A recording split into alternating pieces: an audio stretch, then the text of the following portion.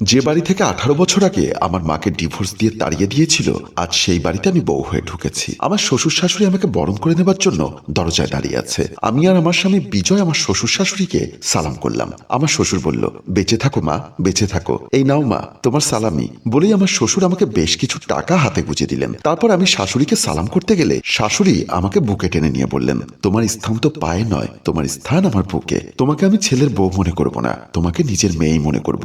বলে আমার শাশুড়ি আমাকে বুকের সাথে জড়িয়ে নিলেন। কি ভাবছেন এমন ফেরেশতার মতো শ্বশুর শাশুড়ি পেয়ে আমি ধন্য হয়ে গেছি? ভদ্র মুখোশের আড়ালে এদের আসল চেহারা একটু পরেই টের পাবেন। আমার শ্বশুর বলল, যাও রাবেয়া, বৌমাকে ওনাদের রুমে নিয়ে যাও। তারপর আমার শাশুড়ি আমাকে ভেতরের রুমের দিকে নিয়ে গেলেন। ফুলে সাজানো একটা বাসর ঘরে এনে আমাকে বসালেন। আমাকে খাটের মাঝখানে বসিয়ে দিয়ে আমার শাশুড়ি বললেন, বৌমা তুমি একটু বসো, আমি তোমার জন্য কিছু খাবার দাবারের ব্যবস্থা করি। বলেই আমার শাশুড়ি চলে গেলেন। তার মুখে শুনেছিলাম এই ঘরটাতেই নাকি মা আর বাবা থাকতেন। এই ঘরের প্রতিটি দেওয়ালে যেন আমি আমার মায়ের মুখ দেখতে পাচ্ছি। আমার বাবা ছিল আমার শ্বশুরের আপন ছোট ভাই। আজ থেকে 18 বছর আগে আমার বাবা যখন আমার মাকে বিয়ে করে এই ঘরে এসেছিলেন, তখন আমার শ্বশুর শাশুড়ি ড্রয়িং রুমে বসা ছিলেন। আমার বাবার সাথে আমার মাকে দেখে আমার শ্বশুর নাকি বলেছিল, এ বাবু তুই কাকে নিয়ে আসলি?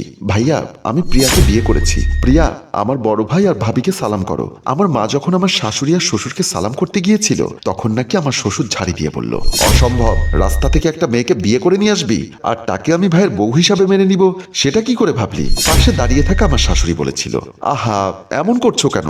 বাবু যখন ভালোবেসে বিয়ে করে এনেছে তাকে মেনে নাও। আমার শাশুড়ির মুখে এমন কথা শুনে আমার শ্বশুর আর দ্বিমত করল না, কারণ আমার শ্বশুর নাকি শাশুড়ির কথায় ওঠে আর বসে, বউয়ের কথার একচুল বাইরে যায় না। অবশেষে আমার মা এবং বাবা বড় ভাবিকে সালাম করে এই রুমে চলে আসলো। এদিকে আমার শ্বশুর আমার শাশুড়ির হাত ধরে টানতে টানতে নিজেদের রুমে গিয়ে বললেন, কি ব্যাপার রাবেয়া, তুমি নিজেই আমাকে বলছিলে আমি যেন বাবুকে এত সহজে বিয়ে না করাই, আর আজ বাবু আমাদের না জানিয়ে কোথা থেকে মেয়ে একটা বিয়ে করে নিয়ে আসলো আর তুমি তাতেই ওর পক্ষ নিয়ে নিলে? আরে হাদারাম, তোমার মতো অল্প বুদ্ধি নিয়ে কি আমি চলি? কান খুলে একটা কথা শুনে রাখো, বাবু যেহেতু তোমার আপন ছোট ভাই, সেহেতু সে এই বিল্ডিং এর অর্ধেক মালিক। শুধু এই বিল্ডিং না, তোমার স্থাবর অস্থাবর সকল সম্পত্তির অর্ধেক মালিক। তাই আমি চেয়েছিলাম তাকে বিয়ে না করিয়ে অবিবাহিত রেখে তিলে তিলে মেরে ফেলতে, কারণ তাকে যদি আমি ডাইরেক্ট মেরে ফেলি তাহলে আমি আর তুমি হব খুনের মামলার আসামি। আর যদি খাবারে স্লো পয়জনিং দিয়ে তিলে তিলে মেরে ফেলি তাহলে সাপও মরবে, লাঠিও ভাঙবে না। এখন যেহেতু সে আমাদের অমতে বিয়ে করে ফেলেছে, আমরা যদি তার বিপক্ষে যাই তাহলে সে সোজা কোর্টে গিয়ে আমাদের বিরুদ্ধে তার প্রাপ্য সম্পত্তির মালিকানা দাবি করে মামলা টুকে দিবে। তো এখন তুমি কি করতে চাও? ওয়েট অ্যান্ড সি বেবি, সাপও মারবো লাঠিও ভাঙবে না। এর মধ্যে বাবা মায়ের দাম্পত্য জীবনের 3 মাস কেটে গেল। মা নাকি তখন 1 মাসের গর্ভবতী। দুপুরের দিকে ওনার বড় ভাই আর ভাবি রুমে আসলেন। ওনাদের দুজনকে একসাথে আসতে দেখে আমার বাবা নাকি বলল, ভাইজান তোমার কষ্ট করে এখানে আসার দরকার কি ছিল? তুমি ডাকলে তো আমি তোমার রুমে যেতাম। আমার শ্বশুর কিছু বলতে যাবে, এর মধ্যে আমার শাশুড়ি ওনার মুখ থেকে কথা কেড়ে নিয়ে বলল, তোমরা নতুন বিয়ে করেছো, আর তাছাড়া তোমার বউ 1 মাসের গর্ভবতী। এই মুহূর্তে বেশি নড়াচড়া করাটা উচিত হবে না। তাই বাধ্য হয়ে তোমার ভাই আর আমি তোমার কাছে আসলাম। কি জন্য এসেছো ভাবি? কোনো সমস্যা? বলছিলাম কি, আগে তো আমরা মাত্র 4 জন ছিলাম, আমি, তোমার ভাই, তোমার ভাতিজা বিজয় এবং তুমি। এখন তো আল্লাহর রহমতে তোমার বউকে নিয়ে আমরা 5 জন হয়েছি। আবার আল্লাহ যদি রহমত করে কিছুদিন পরে তোমার সংসারে আসবে আর একটা ফুটফুটে সন্তান। তখন তো এই সংসারের খরচ বেড়ে যাবে। আমার ছেলে বিজয়কে মানুষ করতে হবে, তোমার অনাগত সন্তানের ভবিষ্যৎ চিন্তা করতে হবে। তাই বলছিলাম কি, তুমি যদি এখন বিদেশে গিয়ে কিছু টাকা পয়সা ইনকাম করে আসতে, তাহলে আর আমার সন্তান এবং তোমার সন্তানের ভবিষ্যৎ নিয়ে কোনো টেনশন করতে হতো না। কারণ আমার শ্বশুর মারা যাবার সময় এই বাড়িটা ছাড়া তোমাদের 2 ভাইয়ের জন্য আর কিচ্ছু রেখে যেতে পারেনি। তোমার ভাইটাও হার্টের রোগী, সে ইচ্ছা করলেই কিছু করতে পারে না। ভাবি তোমার সব কথা বুঝলাম, কিন্তু আমি যে বিদেশ যাব সে টাকা কোথায় পাবো? ও নিয়ে তোমার টেনশন করতে হবে না ভাই। আমার জমানো কিছু টাকা আছে আর কিছু গহনা আছে, ওগুলো আমি তোমার হাতে তুলে দিব। তুমি বিদেশ গিয়ে অনেক টাকা ইনকাম করতে পারলে তখন না হয় ভাবিকে সবকিছু আবার নতুন করে গড়ে দিও। সেদিন বড় ভাই আর বড় ভাবির মুখে এমন মিষ্টি কথা শুনে আমার বাবা ওনাদের দুর্বিসন্ধিটা বুঝতে পারেনি। তাই একরকম মায়ের অনিচ্ছা সত্ত্বেও মাকে এই অবস্থায় রেখে বাবা বিদেশ যেতে রাজি হয়ে যায়। অল্প দিনের মধ্যেই বাবার বিদেশ যাওয়ার দিনক্ষণ চলে আসে। বাবা বিদেশ যাওয়ার সময় আমার মাকে ওনার বড় ভাবির হাতে তুলে দিয়ে বললেন, ভাবি আমি তোমাদের কথা মতো বিদেশ চলে যাচ্ছি, আর তোমার হাতে রেখে যাচ্ছি আমার আমানত। তুমি প্রিয়াকে এবং আমার অনাগত সন্তানকে দেখে রেখো, ওদের নিয়ে তোমার কোনো চিন্তা করতে হবে না ভাই। তুমি ঠিক মতো বিদেশে পৌঁছে মন দিয়ে কাজ করে তোমার অনাগত সন্তান আর আমার বিজয়ের ভবিষ্যৎ সুন্দর করার ব্যবস্থা করো। আমার শ্বশুর বলল, বাবু আর দেরি করা ঠিক হবে না, এয়ারপোর্টের রাস্তায় জ্যাম পড়ে, বাংলাদেশ সময় 4:30টায় তোর ফ্লাইট, এখন 2:45 বাজে, তাড়াতাড়ি চল। বলেই বাবাকে নিয়ে আমার শ্বশুর এয়ারপোর্টের উদ্দেশ্যে চলে যায়। মা তখন ঘুণাক্ষরেও টের পায়নি এটাই স্বামীর সাথে তার শেষ দেখা। বাবা আস্তে আস্তে সিঁড়ি বেয়ে নামতে নামতে মায়ের দৃষ্টির আড়ালে চলে গেলেন। বাবা বিদেশ যাবার 4 মাস পরে যখন আমার মা 5 মাসের অন্তঃসত্ত্বা, তখন নাকি একদিন রাতে মা একা রুমে শুয়েছিলেন। হঠাৎ আমার শ্বশুর শাশুড়ির চিৎকার চেঁচামেচি শুনে মায়ের ঘুম ভাঙলো। মা চোখ খুলে দেখে বড় ভাই আর বড় ভাবে মোবাইল নিয়ে ওনাকে ভিডিও করছেন। মা ঘাড় ঘুরিয়ে দেখে মায়ের পাশে শুয়ে আছে কাজের ছেলে ফাহিম। ফাহিমকে দেখে মা শোয়া থেকে উঠে যায়। আমার শাশুড়ি নাকি বলেছিল, ওঠার কি দরকার, স্বামীকে বিদেশ পাঠিয়ে কাজের ছেলেকে নিয়ে ঘুমিয়ে আছো, মনে করেছো আমরা অন্ধ, কিছুই টের পাবো না? আমার শ্বশুর তখন গলা টেনে বলল, ছি ছি ছি বাবুর বউ, আমার ভাইটা বিদেশ গিয়েছে মাত্র 4 মাস, এর মধ্যেই তুমি নিজেকে কন্ট্রোল করতে পারলে না, শেষ পর্যন্ত বাড়ির কাজের ছেলেটাকে নিয়ে শুয়ে আছো।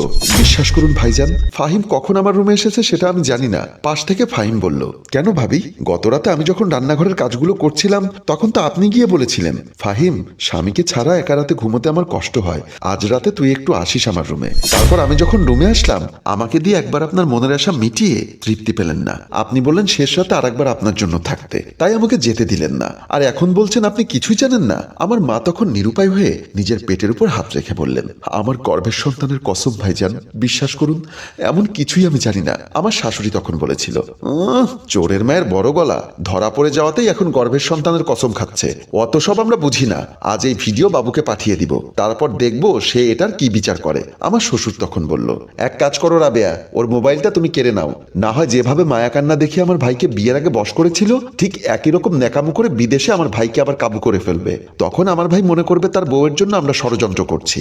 আমাদের কথা বিশ্বাস নাও করতে পারে, এতদিনে তোমার মাথায় বুদ্ধি এলো, একটা কথার মতো কথা বলেছ।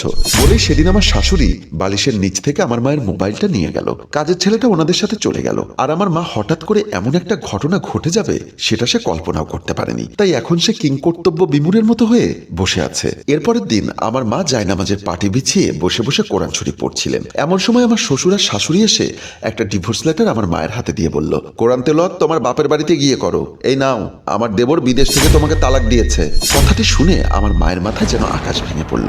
আমার শ্বশুর পাশে দাঁড়িয়ে বলল, বাবু নাকি তোমাকে বিয়ে করার সময় কাজী অফিসে 1 লক্ষ টাকা দেনমোহর ধার্য করেছিল, যার অর্ধেক উসুল আর অর্ধেক বাকি, এই নাও, এখানে 50,000 টাকা আছে, নিয়ে তাড়াতাড়ি আমার ঘর থেকে বিদায় হও। মা তখন কাঁদতে কাঁদতে বললেন, এসব কি বলছেন আপনারা, আমার বাবু আমাকে তালাক দিতে পারে না, আমি একটু বাবুর সাথে কথা বলতে চাই। আমার ভাই ডিরেক্ট বলে দিয়েছে, তুমি যদি ওকে কল করো কিংবা তুমি এখনো আমাদের ঘরে আছো, যদি সে শুনতে পায় তাহলে প্রবাসে সে হত্যা করবে, এই দেশে তার লাশ আসবে, সে আসবে না। সেদিন আমার শ্বশুরের মুখে এমন কথা শুনে আমার মা আর দ্বিতীয় শব্দটি করেনি। আমার শ্বশুরের দেওয়া 50,000 টাকা ওনার হাতে দিয়ে পবিত্র কোরআন শরীফটিকে সম্বল হিসেবে নিয়ে এক কাপড়েই বাড়ি থেকে বের হয়ে গিয়েছিলেন। সেদিন রাতে নাকি আমার বাবা বিদেশ থেকে বারবার কল দিয়েও যখন মাকে পাচ্ছিল না, তখন নিরুপায় হয়ে ওনার বড় ভাইয়ের মোবাইলে কল দিল।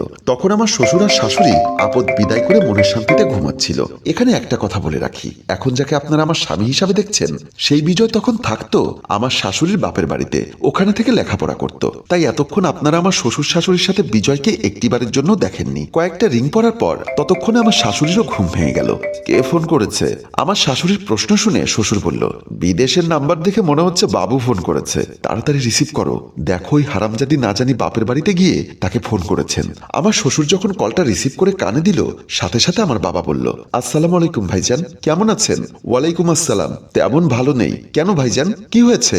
সব কথা তো আর মোবাইলে বলা যায় না, আর তাছাড়া তুই আছিস বিদেশে, ও সব কথা শুনলে তুই আবার ওখানে থাকতে পারবি না। কি হয়েছে ভাইজান, আমাকে বিষয়টা খুলে বলুন, তুই বছর 2 পরে বিদেশ থেকে আসলে সব জানতে পারবি। প্রিয়া কোথায়? তাকে পাচ্ছি না, তার মোবাইলটা আজ 2 দিন ধরে বন্ধ, তুই বিদেশ থেকে আসলে তখন তোকে সব কথা খুলে বলবো, এখন তুই টেনশন না করে ওখানে কাজ কর, বলে আমার শ্বশুর মোবাইলের লাইনটা কেটে দিলেন।